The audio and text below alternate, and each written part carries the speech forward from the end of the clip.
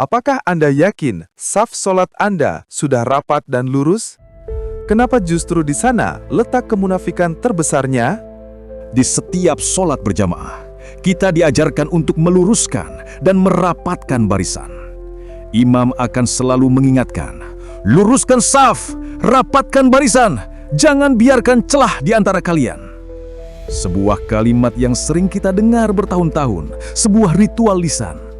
Namun seberapa sering kita berhenti dan merenungkan maknanya yang terdalam.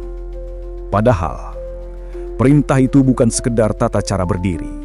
Ia adalah filosofi kehidupan yang diulang 5 kali sehari sebagai pengingat.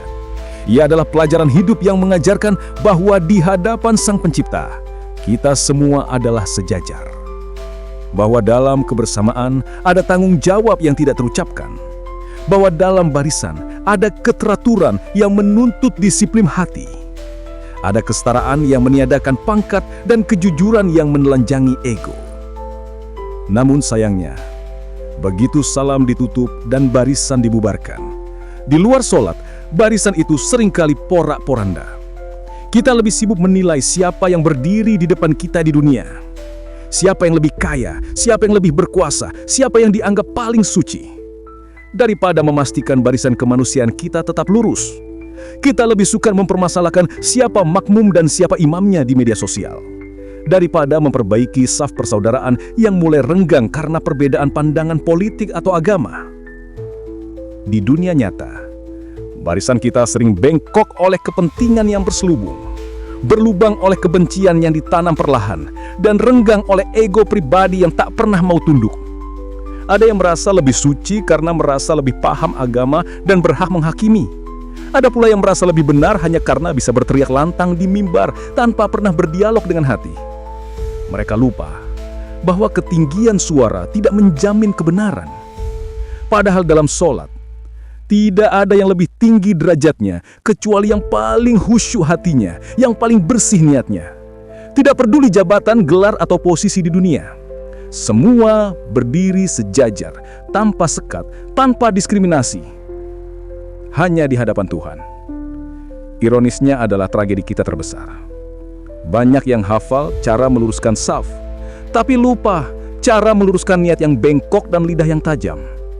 Mereka bisa menegur orang karena tidak rapat dalam saf fisik, tapi membiarkan hati mereka renggang oleh prasangka, dingin oleh kebencian yang mendalam.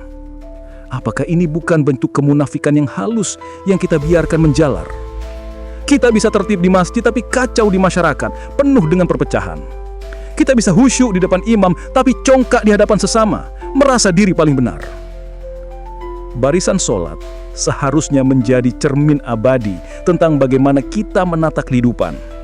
Bahwa tanpa kejujuran, barisan akan miring ke arah kehancuran. Tanpa empati, barisan akan renggang, mudah disusupi perpecahan. Dan tanpa iman yang jernih, barisan hanya tinggal formalitas, kosong dari makna spiritual. Lihatlah sekeliling kita, dan berhentilah sejenak. Berapa banyak yang masih memecah barisan umat dengan dalih kebenaran tunggal yang memaksa orang lain ikut. Berapa banyak yang menyulut kebencian atas nama dakwah, padahal dakwah sejati adalah menyatukan hati, menyejukkan jiwa, bukan memecah belah.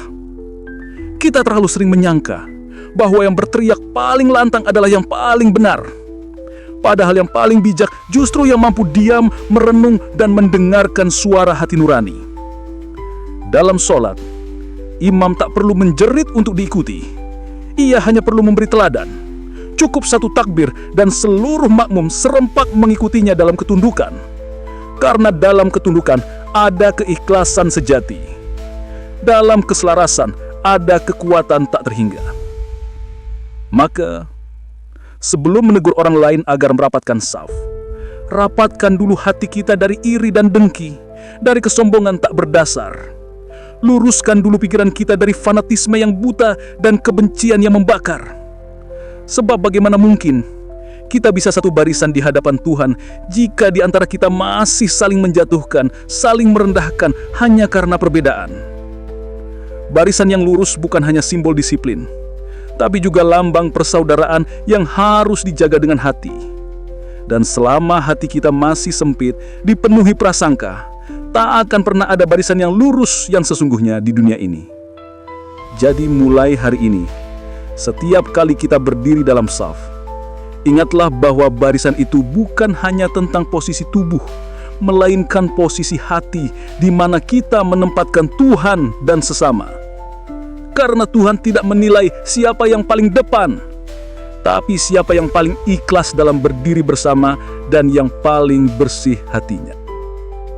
Terima kasih sudah berkenan menyimak video ini hingga di titik ini. Waktu Anda sangat berharga bagi kami. Silakan sampaikan apapun pendapat Anda di kolom komentar. Saya akan dengan senang hati membacanya satu demi satu. Karena pendapat Anda itu sangat berharga bagi kami sebagai penyeimbang dari kemungkinan terjebak ego, merasa sudah paling benar. Jika video ini menggugah walau sedikit, jangan lupa tekan tombol like dan share kepada semua teman, sahabat, dan kerabat Anda. Dan khusus bagi Anda yang baru bergabung, mari kita perluas barisan kontemplasi ini. Silakan subscribe dan nyalakan lonceng notifikasi agar saya yakin bahwa saya tidak sendirian dan yakin masih berada dalam salah satu barisan bersama Anda semua. Kita akan lanjutkan merenung dan mencari jawaban untuk kita semua dalam edisi-edisi setelah ini. Sampai jumpa di perenungan kita selanjutnya. Terima kasih.